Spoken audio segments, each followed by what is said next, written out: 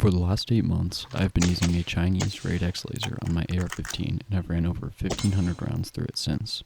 For those with a keen ear, you may notice a similarity to this script with my Purst 4 video script. I'm basically using it as a template to fit the info of the WASDN RAID X, just to keep this video making speed up with quality as well. A little last disclaimer, I did receive this laser for free from Bonshare Farms, and I will be sending it back to him once the video is done. He's currently selling this device on his website, and I can link that in the description for anyone that's curious. This is a product of WASDN, and he does not build or manufacture this product, he just sells it. Just letting you know that. By far the main appeal of this IR device is its price point. For those that don't know, IR lasers all run for around 1 to 3K, and most of these are neutered by the FDA. There are several factors for this, and if you're curious, watch Hopophile's videos on IR lasers. But these lasers come in at around $180 to $220 and are way over 5 milliwatt power regulations. They are very much Chinese clones and are generally labeled as airsoft lasers, and I think that's probably why many people have not bought these yet. Airsoft lasers have a mixed reputation in the night vision community, but Somo Gear PEX and Sotac Purst generally are labeled as safe for 5.56 rifles, as long as you know what you're getting into. If you're more interested in a Somo Gear PEX 15, watch Brassvac's video on that. He did a fantastic job. If you're interested in a Sotac, more Russian-looking Purst 4, watch my video on that. I released it over a year ago. I'll have a link to both of those videos in the description. Starting with the housing. First, this is made of a milled metal, which I think is aluminum. The quality is pretty nice. It looks really, really good. Please note that gravel and stuff has nicked the finish off, and the sticker, but no scratching or any finish loss has occurred due to standard shooting. Moving on to controls. The RAID controls feel very nice and ergonomic. The dial on the left adjusts the modes of the laser. The writing on the device actually has nothing to do with the mode of itself and is actually backwards. Adjusting the dial one click up is vis low, next is vis high, then a vis flashing low, and then vis high flashing, and then IR flashing low and IR flashing high. I have no idea why you'd want a flashing laser, but this device can do that. Moving the dial down from off, you get IR low and IR high. As you can infer, there is no IR illuminator, sadly. This is kind of hard to explain, so I thought I'd just give an unscripted kind of tutorial on how to do this. So this device kind of has a fine tuner for power levels. So if you can see here, you kind of have your initial power.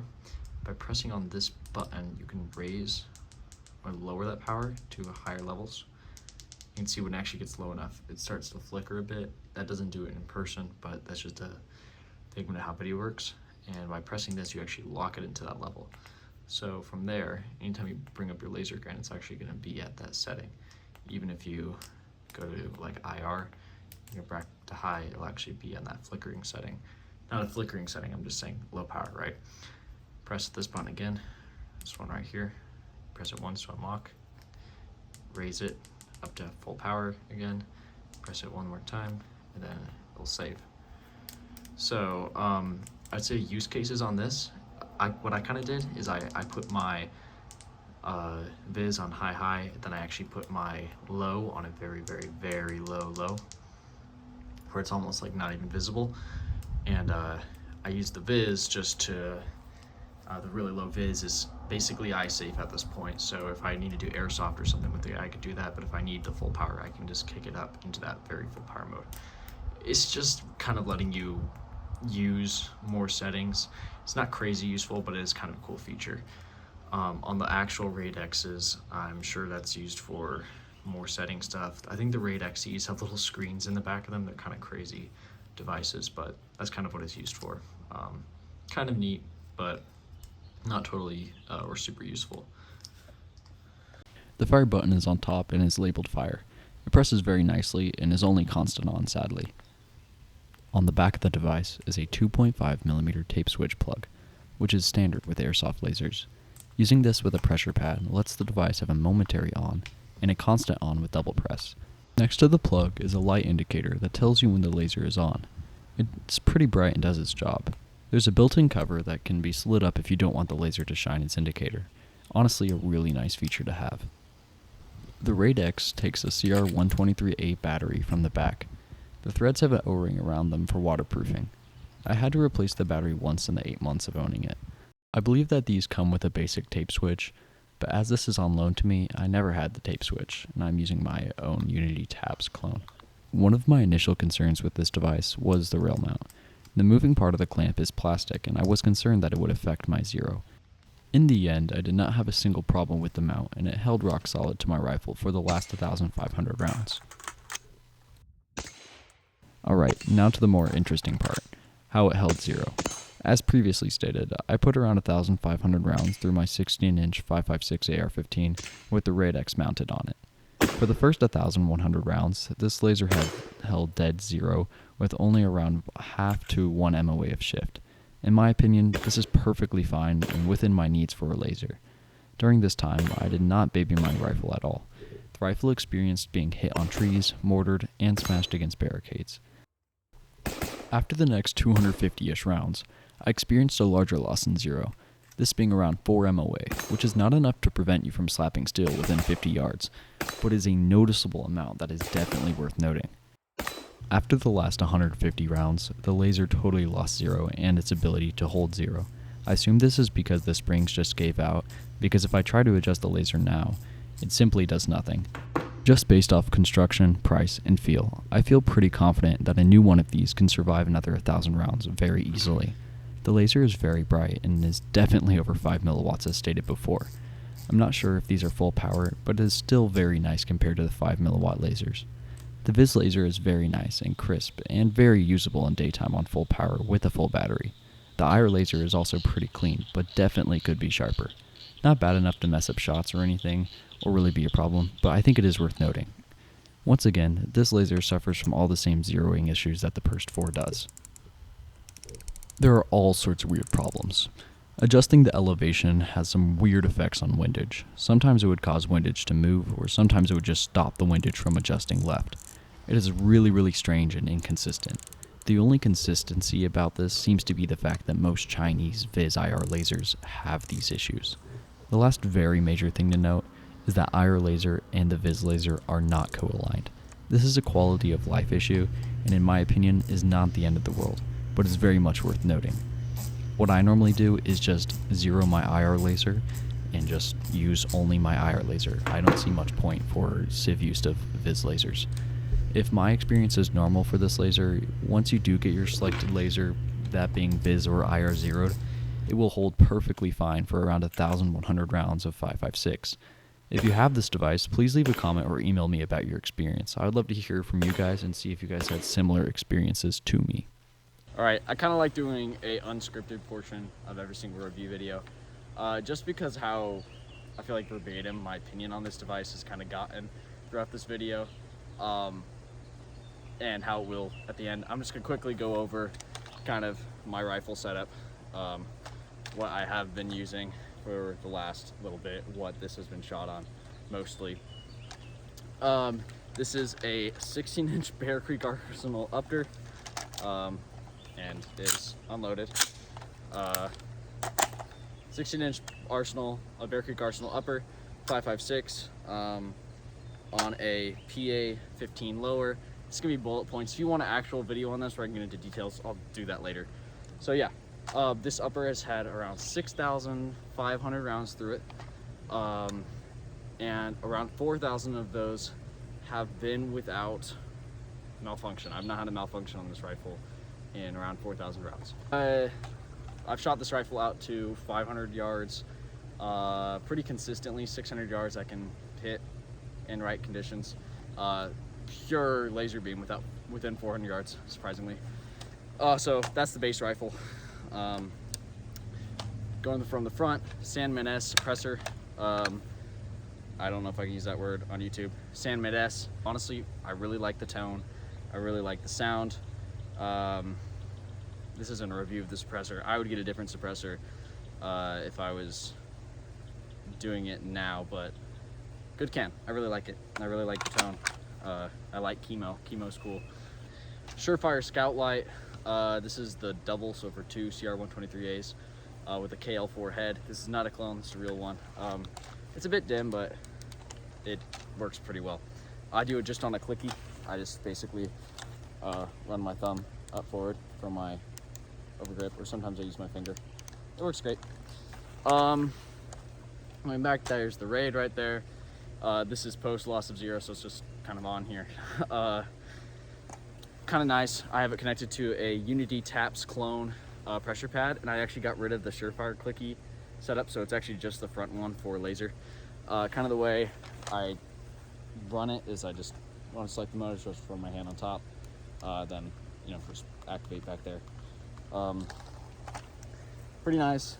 Unity Taps is wrapped with this is just some shooter's tape, or just some OD green tape.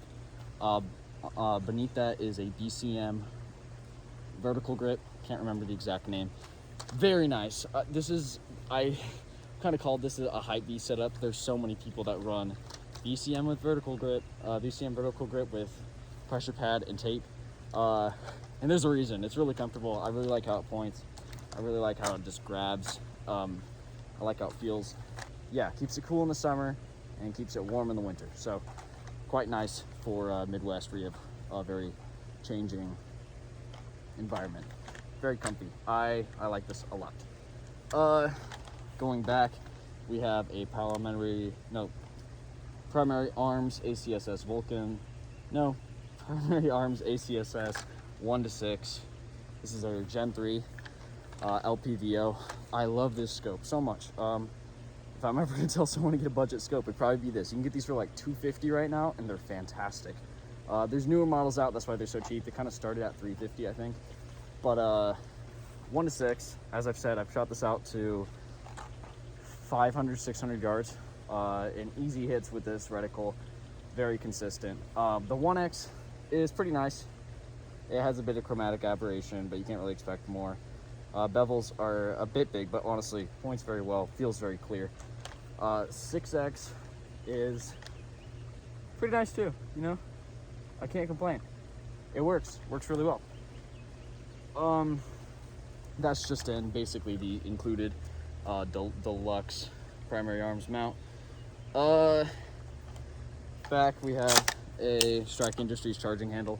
I just got this as a replacement. I would not have, because my original broke, I would not buy a Strike Industries charging handle now. But it's nice. I like the big latch. It's comfortable.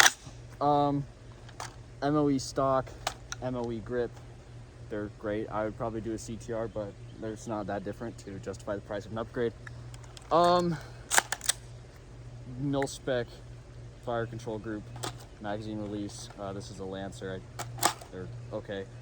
Something I kind of built recently, designed this on CAD, 3D printed it. This is an extended bolt catch. Kind of hard to see, but yeah.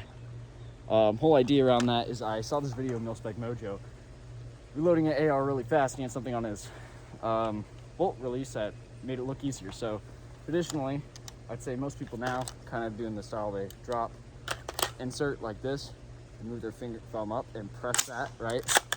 So you're gonna drop like that, right? And this kind of steps, it just speeds that up. The idea now is you actually have your thumb up, and it just goes in like that. The bigger button makes it a bit easier to hit it. So it's 3D printed. If you want the files, I don't know if I can say it on YouTube. I'll say it anyways. If you want the files, this is not a firearm part. This is not a firearm component, YouTube. This does not make a firearm function. This is not legally a firearm. This is a piece of plastic that you can attach to your firearm. It does not affect fire rate or anything, okay? It's a piece of plastic you can attach to your gun. It would be legal in all 50 states. If you want me to drop the files, I could. I'll probably be working on it a bit more because it rattles. But yeah, that's it. That's the Extruded Shoots general purpose rifle. If you want a full video on this, I'd be happy to make it. I love this gun. It just works. 4,000 rounds, no malfunction. Beaver killer. Just fun. It's fast-ish. Mil-spec trigger kind of gets it sometimes, but yeah, great rifle. I wish I could give this device more of a recommendation. On paper, this is simply a SOTAC Perst 4 with better ergonomics and aftermarket support. But just because it failed at 1,500 rounds, and I've not seen anyone else's videos on it yet, I kinda have a hard time giving it the okay. While I am pretty sure that a new laser would run another 1,000 rounds at least, I have a hard time recommending it compared to the slightly cheaper SOTAC Perst 4. If you're fine and understand the risk, and want to mess with dual lead switches and stuff, this is a great tinkering lamp. I think this would hold up very, very nicely on a 22. I did not personally test this, but if you want to run a Surefire vamp and a dual lead switch, that would be an awesome combo for a budget night setup on a 22 LR AR-15. Basically what I'm saying is it's for sure good on a 22, but be cautious on a 5.56 if you're a hard use, heavy use user. If you don't shoot that often, I'm sure you would be fine. Always understand the risks that come with Chinese airsoft gear. As always, thanks for watching. Feel free to ask questions and leave comments, especially if you have used this device before. I really want to get some more comments in here on that. I'll definitely pin one if someone says that they have and gives all of us their user experience on it. I always read all of the comments and respond to most of them all. Thank you guys so much for watching this one. More stuff coming soon.